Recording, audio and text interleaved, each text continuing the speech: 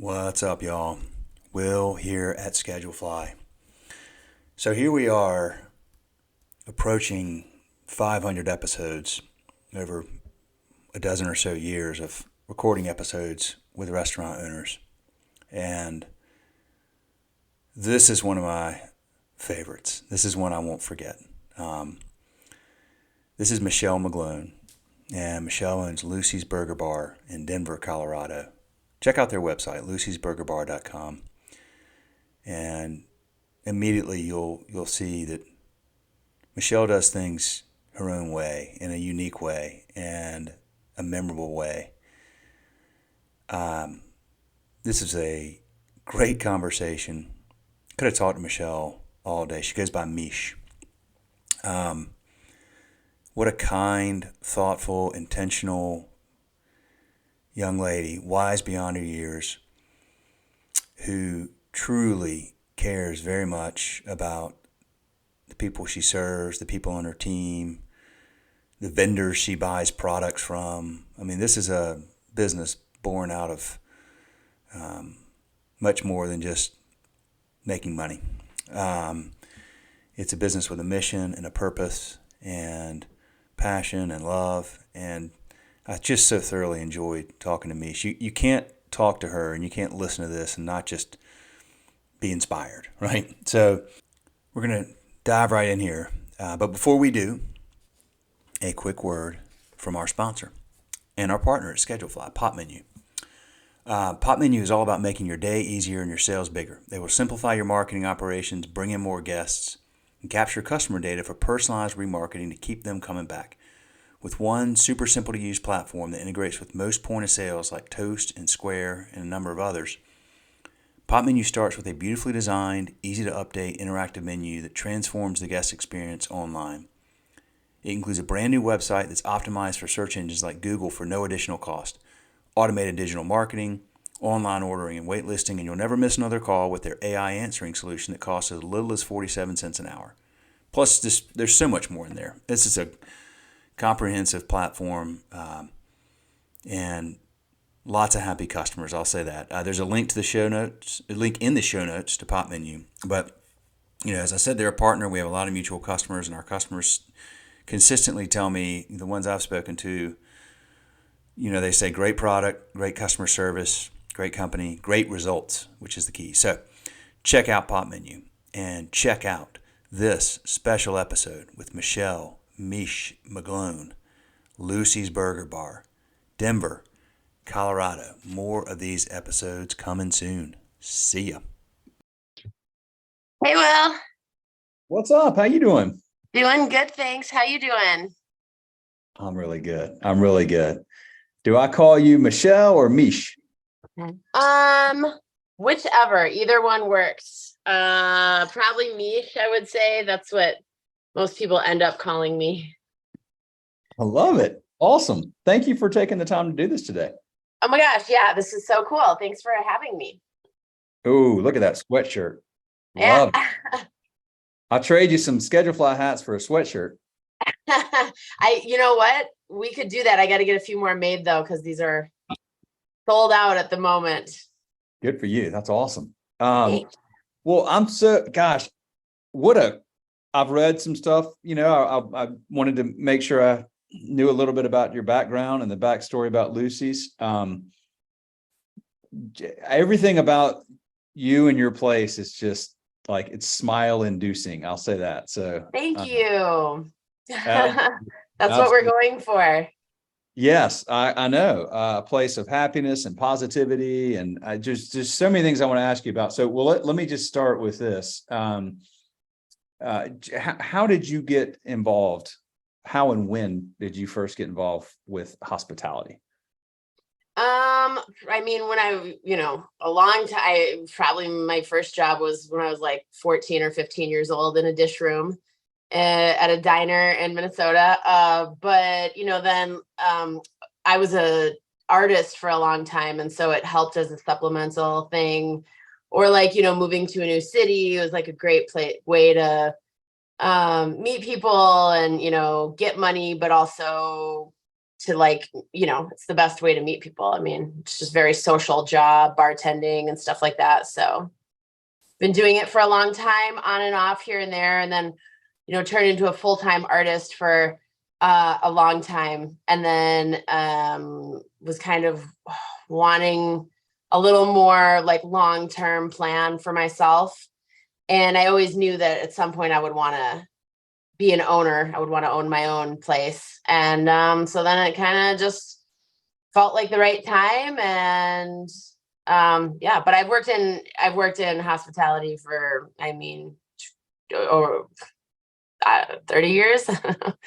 I got you. What kind of artist? I read that you're an aerialist. What is that? Yeah, so an aerialist. So I was it's where you dance on fabric and and things in the air. Basically like an acrobat in the air.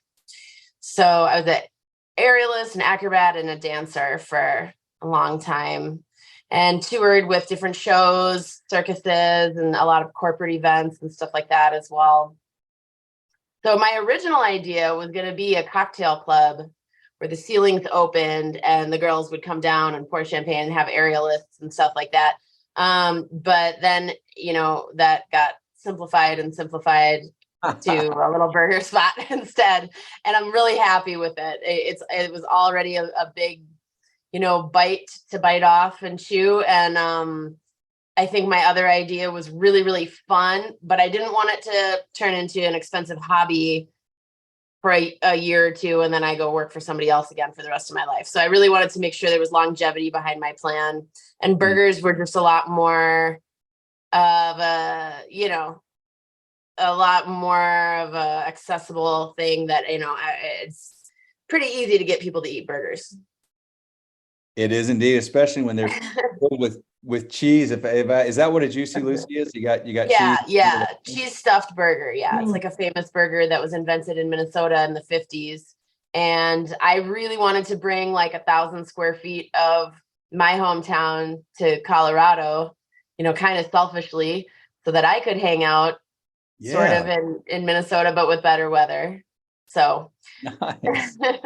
1,000 square feet of my hometown. I really like that. That's a cool way to think about it. Yeah, thanks. Yeah, I mean, it's a really comfortable place. I really wanted something that was like unpretentious, even if it's chic and kind of fun and has a little bit of a modern twist to the design. I still wanted it to feel just like your neighborhood place, So I think that's what we've achieved. Well, I want to start even with just the website. Like your website is so cool because it's not like, it's memorable. That's what you want, right? Like you want to create things that are memorable, that are different, that are unique. And I go to your website, I'm like, oh man, I like this, because it's not like any other restaurant website. They kind of all sort of look, pretty similar a lot of times. And so you have a really unique design to the site. All of what you do seems to harken back to simpler times, even where, like, I love the story that I read in one of these Denver area publications where you were saying, like, back in the 80s when these, the teenage kids would get in the 80s movies and they would get together, hatch a plan to like take down the corporate guy. And you're like, this is the place where they did. Man, that made me smile. I love that so much. So just talk about like, what's behind all this? Like, clearly you have a different approach, a very artistic and creative approach to this. And I think it really works. I'll say that. Thank you very much. Well, I definitely have a lot of fun with it. I have a great web designer and brand manager, and she and I have actually been friends since like high school. People always say like, don't careful about working with your friends or whatever. So, but we've had great luck. So she designs our website. Our logo was designed by a really cool guy in Minneapolis. That's a tattoo artist and graffiti artist and stuff. And but yeah, I just like everything to feel, just the world is crazy, and I just wanted to create a place of respite where you don't have to like wonder if you're going to get treated well or not. Like, you just know you're going to get treated well. It's just down to earth. We look each other in the eye and just like have a good time. And the simplicity of the menu really allows us to do that. I mean, when I look at larger restaurants with bigger menus and all of that, it seems like a lot more to keep track of and keep organized. And because we have such a simple menu, there's like 5 different burgers on it. We have a chicken sandwich, a grilled cheese, and that we actually won best grilled cheese in Denver last year at the Grilled Cheese Festival for that too. So that's pretty fun. And then we have a vegan burger as well. And then we just have fries for the side. That's the only side. But that simplicity and everything allows for us to like get to know our guest. We can stay attentive to the guest. We don't have servers that are like stressed out and crying in the back, that are like, and managers that are, just spread too thin. And, I just feel like there's a lot of programs out there that, kind of set the staff up for it's hard. It's hard to execute. And I don't know if guests really understand like how many things have to happen in the right order in order for their meals to be offered to them, with some of these more elaborate menus and stuff. But for us, keeping it simple allows for that whole vibe. And that's really what we're about too. You know what I mean? Like, what you're not going to have like a million different selections, but everyone hopefully is going to be able to get something they want. If you're gluten-free, or if if you're gluten-free, if you're vegan, like you can still come and eat a meal with us and have options. You just won't have, 100 different options, but you'll have choices. Hopefully everyone will leave feeling satisfied and having gotten something that they enjoyed. But then, like I said, also the vibe, just the respect. I feel like it's really hard to go out and get just a basic kind of sense of human decency to each other. There's a lot of places that are just still kind of recovering after 2020 and everything that came along with that. And and then you got food costs that went way up this year, and all the supply chain issues that had been going on for 2 years. I mean, I think that there's a lot to orchestrate and a lot of details that have to go into what seems like just a meal here or there. But at Lucy's, we like to keep it easygoing, so you can come in, your food's delicious, it is going to be quality, and then beyond that, it's just a cool hangout. So that's what really gets us happy and excited. You opened in, was it 2021? 2021, yeah, August of 2021. So it's been about a year and 9 months. How long were you planning it prior to that? And did I COVID? started writing my business plan about 3.5 years before that. 3.5 years before that. How did you write a business plan? I know that sounds like a silly question, but like, did you use No, you know what? It's again back to simplicity. I literally Googled a business plan template and just printed it out.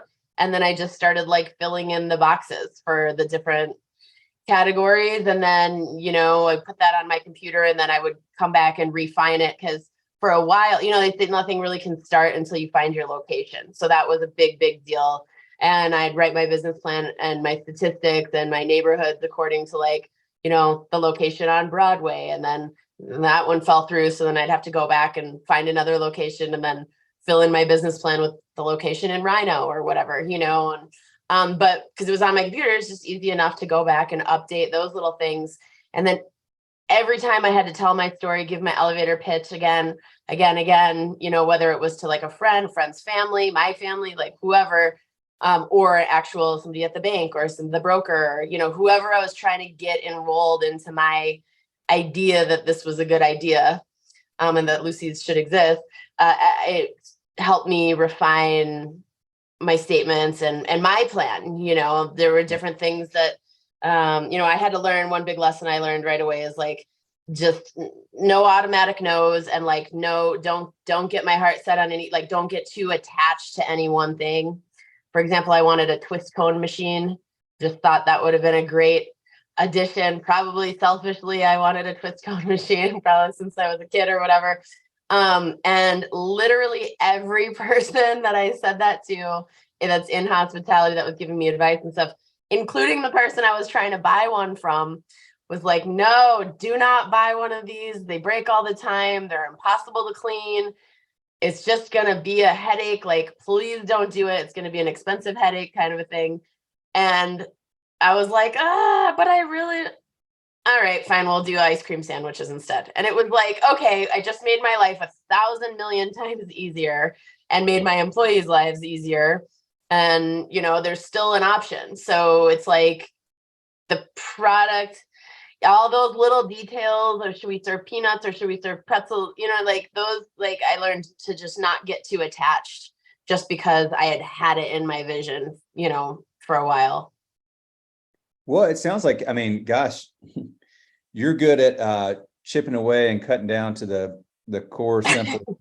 I mean, that's an important skill. You started out wanting to have aerialists come down and Oh serve. yeah, I wanted oysters being served on the half shell. Like I had all big fun visions. But then I realized maybe I just want to go to a cocktail club and I don't want to like own and run and program a cocktail club, So I had to just, I think it was just very helpful being unattached to all of those This is great ideas. advice. Yeah. Mm-hmm. I think you're very savvy. That's really smart because a lot of people Thank can't you. do that. And, you wind up with this complicated thing that's becomes a headache. You clearly, I mean, I know what you do is hard work, but you clearly enjoy it. And you've got something that's, I mean, look, it's hard to make things simple. I mean, it really is because you have to, like, there's, the sculpture, of David, Michelangelo said, like, they're like, how'd you do that? He's like, it was easy. I just started with a block and I just chipped away everything that wasn't David. But like for him, like, okay, but like, it's not easy. It's hard. It's hard to take away everything that's not really, super important, like that's irreplaceable and that has to be a part of the business, like the ice cream, machine. That's hard to do. It's hard to do when you haven't had a lot of experience doing it too. So you've got a lot of natural instincts that serve you well, at least from what I've seen. Thank you. Yeah, for sure. Thank you. It does feel good to, have it simple enough where I can keep track of it. That's like part of my quality control. I just don't want to do too much and then have the quality fall away, or like my sanity. And I really learned that too, as far as like just business lesson, like all the food details aside and stuff. I feel like being able to be a business owner has a lot to do with emotional agility and being able to just keep going. Like if you get, rejected, if rejection happens, or, gets turned down for something, like to figure out like how, not if, so okay, well, that's not going to work. Well, then what are we going to do? I'm not just going to stop. I mean, for me, that wasn't an option. So it's just like, okay, well, let's see how we can be creative and come up with other solutions. But I think that there is, it's just really about like staying persistent and just having other stuff. I work out a lot, like that's good for my brain. Like sometimes it feels like there's no solution, and then I have to like walk away from it, do something else, go for a walk with my dog, journal, something else healthy to like see it in a different perspective. And then go to a yoga class, and then somehow like my mind can relax enough to like let the other solutions come in that I wasn't thinking of previous. So much in there, Meesh. One is that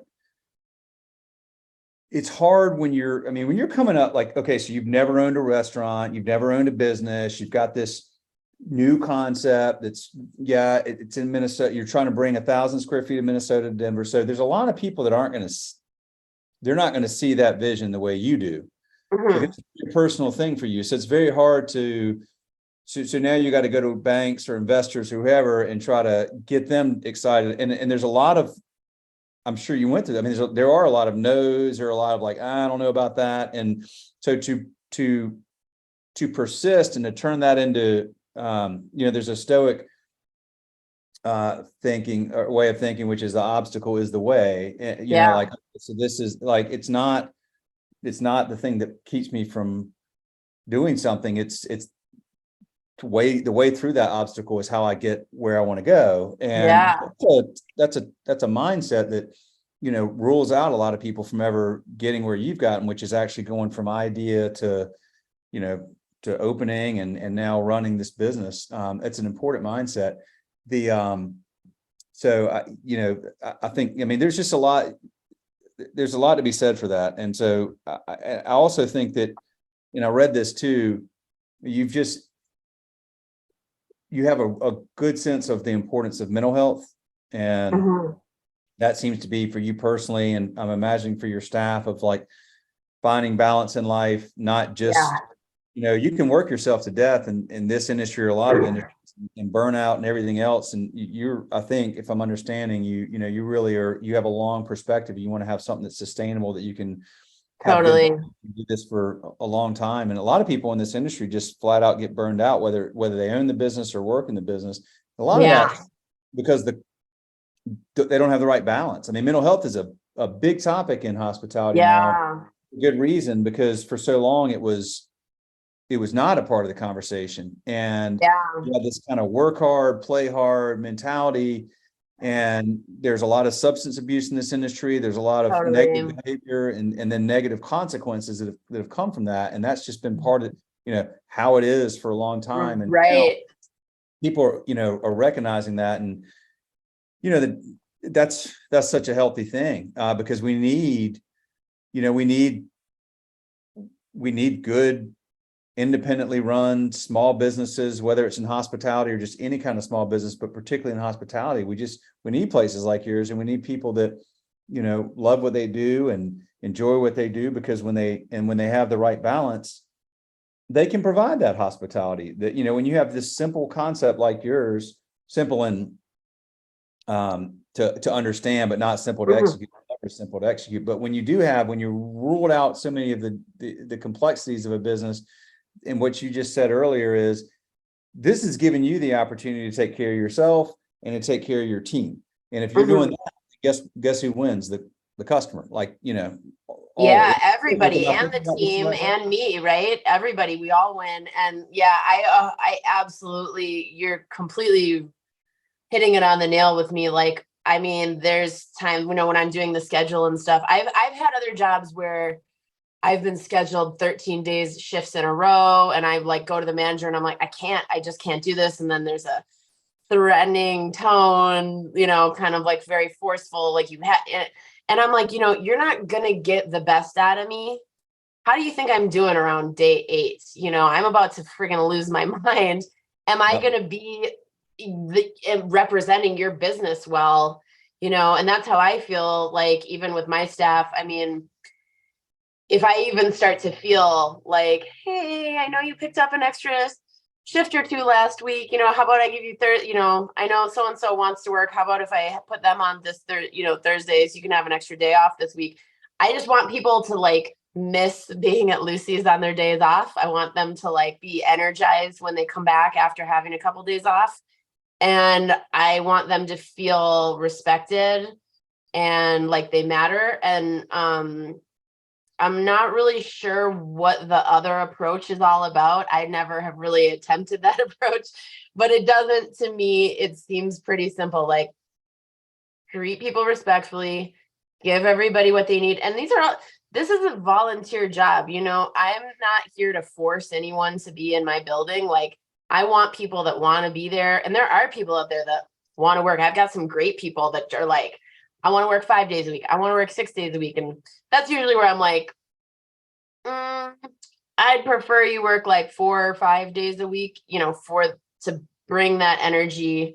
And then on certain weeks, if we need to plug people in, then they are energized. They know that it's not like, if they have to end up working sometimes 6 days in a row, they know it's not going to be like that every week. This is like just a one-time thing to help out. And if we're that busy, they're making great money anyways every time that they're there, if we're that busy that we need people that much. So, but yeah, I've always been a little surprised at the kind of management style that's more forceful, because I'm like, you're not going to get the best out of people that way, in my opinion. So, I want it should be like we all win together, and they should be proud. They should be proud of the brand they're representing. They should be proud of, I mean, it's very important to us to be part of the community. We do lots of charitable donations and events that help raise money and awareness for like great causes and stuff. And I want people to be on my team where that's important to them and what they're putting out in the world. And then I also like to draw parallels. Everybody's not going to, that works at Lucy's isn't going to work at Lucy's forever and ever. And that's okay. They can work there. They can go away for a summer and come back. As far as I'm concerned, like that builds that history, culture, family, the energy that's really what I'm going for, is that building a genuine history of people that are like-minded, and where their goals outside of Lucy's can line up with their goal, with what we're doing inside of Lucy's. And I try to always draw the parallel between how bringing that A game energy to Lucy's, like you never know who you're serving, who you're going to meet, like where you're going to bump into them again later and already have had like a rapport with them. And that's honestly most of the people that helped me along the way with Lucy's are people that I met when I was bartending at somebody else's restaurant. So, there's a big connection to like meeting goals at Lucy's and meeting goals outside of Lucy's as well.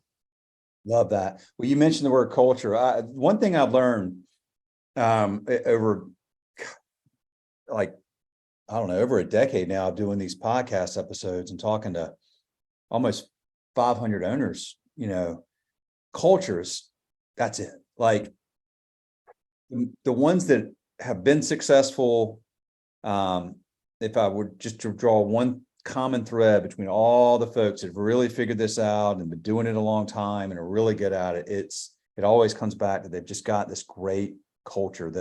The people that work for them feel respected, they feel loved, they feel like they're part of a family, they feel cared for. And it's not that they feel that way because, that's some mission statement. It's the actions of the owners, and they know that it's genuine and it's authentic, which I can clearly tell coming from you. That's such a huge part, because then you're going to attract people that when they're getting that, they want to, I'm preaching to the choir here, but if they're getting that love and that care, then they're going to put that into their work because it matters, and they're going to take care of your guests in the same way. And to your point of 13 days in a row or shifts in a row, I mean, that's yeah. How could you ever make the like on the tail end of that? What guest is going to feel? There's no way you're going to provide them, and that's what it all comes down to. Just not setting anyone up for like the best, most successful outcome, for sure. Well, did you okay, so I want to wind back a little bit. You're working on this plan for a few years, you find a location, it goes away or whatever. Did you did you borrow money from a bank to get this going? Yeah, did you get investors? I did. Like, how did you get the money together for this I operation? did, and that's exactly the moment I was referring to in my mind when I was saying that before, like as far as emotional agility and needing to just be persistent and not give up. I had an investor who I was working with, and it all felt right at the time. And, I don't regret working with this person at all, because it did, like I said, help me build my story, my elevator pitch, all the while I'm working on my business plan. And it had somebody that I was kind of like excited to share ideas with and be accountable to. But like as we found a place and we had signed a LOI and we were talking about, in meetings about to sign a lease, and this person pulled out like with almost no explanation. I think they just got, for whatever reason they pulled out. So that was kind of heartbreaking. And then I had to call all the people, my broker, the banker, the person I was trying to get a lease from, my consultants, and say like, oh, they pulled out, like this person that was I'm so far into these plans now. And I just felt like it made me look bad to them. But I learned right away, everyone was very nice about it. They said, oh, that's heartbreaking. I'm sorry. And let's keep going. And so I just learned to like move along. Don't waste any energy on what isn't going to be. Like, it's not going to be that anymore. So don't look backwards, just keep looking forwards. And that's really was the moment that I was like, wow, I just have to, there's no room. I mean, okay, I took a night, sad. What am I going to do? Felt hopeless. Now I feel great. At the time it felt hopeless. And Yeah. So I just decided, you know what?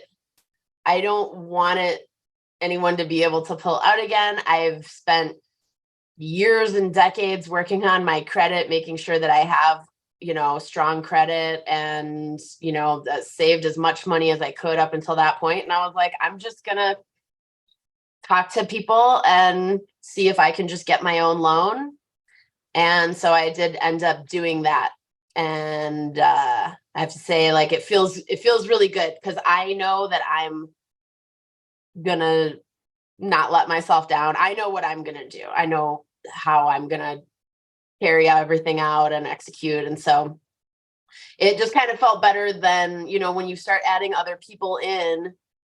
We're human beings, and now you've got their opinions, their personalities, and you have all the people that are in their head that have told them right or wrong, taught them, given them these unsolicited gifts and opinions that they think are right.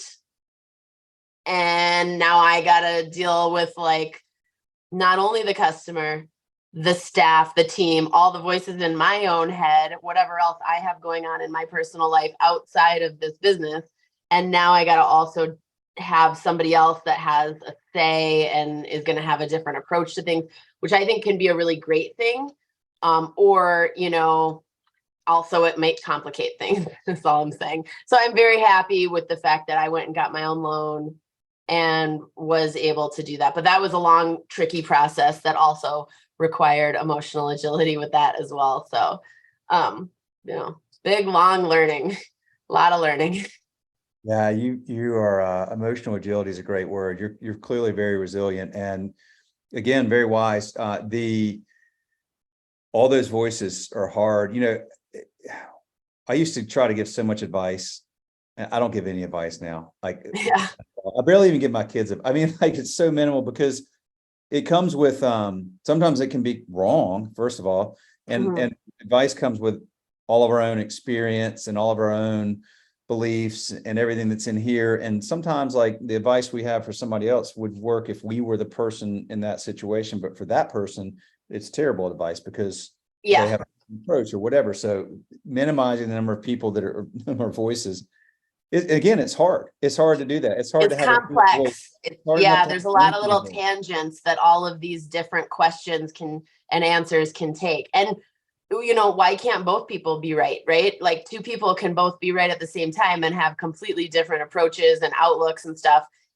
But then you're dealing with, like, conflict, and then you need resolution for that. And again, like, I think, and you brought up the stoicism. I'm a big fan of stoicism. I practice and read about that stuff daily, actually. And Amore Fati, loving fate, love it all, love the good and the bad, everything, whether you get your way or not, like, still love it. It'll bring you to your next great thing. That is something that I've definitely I've applied that as long as since I very first heard it, years before the restaurant even. But it's a very useful tool to apply and just go, what's good about, like, something is a problem. Okay, well, what's good about this? Our phone just went out for like 4 days, and it was having to reroute the call to either myself or whoever was working that shift at the time. And so then once they would get done with that shift, I'd have to call back Comcast and reroute the calls again. And what's good about this, though? Like, what happened that was good? Well, Nothing seemingly on the surface, right? Just a bunch of annoyance and nuisance and stuff. But in the end, we did get the new piece of equipment that we need. Our system is now upgraded, and hopefully like it'll just move peacefully forward and we won't have issues with our phone again for a long, long time or ever, you know? I don't know. It's good to find what's good, even if it's just that I could stay patient through that couple of days of, you know, Yes. where everything was uprooted or whatever. I don't know. But there's always something good to come from or to learn from.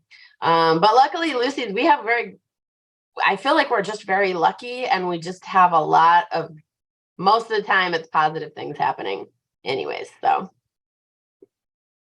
Yeah, well, you know what? When you train yourself to practice stoicism, when you're approaching things with the philosophy that you do, Meesh, I think that luck often presents itself. You know, we sometimes create a lot of that luck. And the yeah, practicing that way of thinking is important. I think is so important. Because it's that daily practice that it makes sense intellectually. Like all this stuff makes sense. Like, oh, well, you know, find something good and everything. But yeah, yeah, okay. But doing that practice on a recurring basis, on a daily basis, does help your brain learn that when something does happen that is bad, you know, that's when you now get to put it into practice. And sure. you've not trained yourself to think that way, and you're not thought about that really intentionally and deliberately, then it get, you know, problems can just, I mean, they can put you under pretty You need the fast. bleep. I need the bleep machine. Otherwise, Believe me. you know, Uh, because I feel like we're talking, I'm enjoying this conversation. I'm not, you know what I mean? I'm just here focused on this, but like, so I don't mean to sound like too easygoing. Like, of course I'm human. And when these things come up, it's like, yeah, you know, the alarms are going off, and yeah, yeah, like and then that's when it's like, okay, you know what? The phone's out, but it's going to get turned back on. Like, this is not the end of the world. And that is one other fun thing that I do try to remind my staff to, you know, because people, they care, like they really care. And if it's really, really busy and, you know, we run out of something or something, a stressful moment happens, I just try to go, you know what, guys, we're not surgeons. We're not performing a life threatening, you know, surgery right now. It's just that we're gonna get these burgers out to everybody, and they're gonna be great, you know. And so it's like to like recalibrate and remember that everything isn't an emergency, even though it kind of feels like it. And that's part of being human. you know, have you ever heard of a book called Anti-Fragile? No. It's by Nassim Taleb, and it's I've read it so many times. It really was in some ways life altering. He kind of is who introduced me to Stoic thought. He talks a lot about Stoic thought, but the idea of anti-fragility is like everything, whether it's a person or, you know, every item is one of three, is in responds to stress in one of three ways. You're either fragile, like if you take a teacup and you drop it on a hard floor, it's going to break because it's fragile. You're robust, like if I bang on this wood desk, you know, back here, if I were to bang on it, it's not going to break, but it's not going to get better either. It's just going to stay the same. So it's robust. And anti-fragile is something that responds to a acute stressor and gets better. So like when you work out, you go to the gym, you lift weights, it's a short acute stressor on your body, and then your muscles go, oh, I got to get stronger because I may have to deal with that again. So so that's like the concept of anti-fragility, the opposite of fragility, where a I like that. stressor comes along and you can let it break you, you can just endure it and move forward and not grow, or you can say, okay, how do I get better from this? Your example there, like this teaches me to, and it's the practical, it's the thinking about that deliberately in these moments, like, okay, this is happening, this sucks, good, because now I can learn how to be more patient, because being more patient's a way I can grow. So I can grow from this. And so taking these things and learning to flip them in your head and be like, okay, this on the surface, this sucks. This is a serious stressor that's a problem, but we can choose how we respond to that. Yeah. whether we're going to be fragile, robust, or anti-fragile and get better. And that's what a lot of that stoic thinking is all about. Yeah. Even if it's just an opportunity for, somebody else to see me not lose my cool, and then they might learn, oh, that's, because that phone and technology stuff can get pretty frustrating, but I think that's a pretty a relatable thing, right? And so if like other people can see me like dealing with this on day 4 of dealing with the phone stuff and going, oh my God, that's so annoying. And I'm like, it's okay, I got it. That might, not that I'm that cool all the time, but like that ideally, but that it could show, somebody else might learn something from it, or it's just like one more chance to like set the tone that like, we're not going to lose it over a phone, internet going out for a couple minutes. Like, we'll fix it and then we'll move on. Right. And I just have to say too, that I have the best staff. Like, I love the people that work with me. I love working with them. Like they put me in a great mood. Every time I walk in the door, like whoever is working, I'm like, yay, and I have to say, they do such a great job. And in fact, like if you read our reviews, we have pretty high reviews on Yelp and Google. We have like 4.4, 4.5 stars. But we do once in a while get, not everybody's going to love it the way as much as I do. So from time to time we get a 1-star review, but like even in the worst reviews, someone will say, this burger tasted like a hockey puck, whatever. They're unsatisfied in some way. But every single one of those reviews says, but the staff was really cool and the place was clean. And I'm like, they like can't help themselves, because our staff, we have some of just the most awesome people they are there to be engaging. They are there to like take care of the guest and make the guest feel taken care of and make them feel like they're going to get the kind of experience that they want, whether that's more like talking to your server, bartender, or if you kind of want to be left alone, you're at your table with your group and you just want to get your food and mingle with them. Like, we're going to give you the kind of experience. We say that the platinum rule, right? The golden rule is treat others as you would like to be treated. We say the platinum rule, treat others as they would like to be treated. So we really want to give everyone the kind of customized experience that they want to have. Coming in for a quick lunch. Okay, we're going to get your lunch quick, get your check quick, and get you out of there. Want to hang out and have a couple drinks and talk for a little while? Like, cool, let's do that, So, but it's my staff. I mean, there's absolutely no way I could do this by myself. And they're just some of like the funnest, coolest people. They're all interesting. A lot of them have their own stuff going on, whether it's with art, music, sports, or, whatever, what have you. But that's really been like the biggest piece of making this all actually be able to bring it to reality. Well, I noticed when you mentioned coming in and maybe hanging out and having a drink, I did notice that you have Montana rum on there. That's a beauty. So do you know Karen Hoskin? I don't know, not personally. Should get y'all connected. I've known Karen for a little while.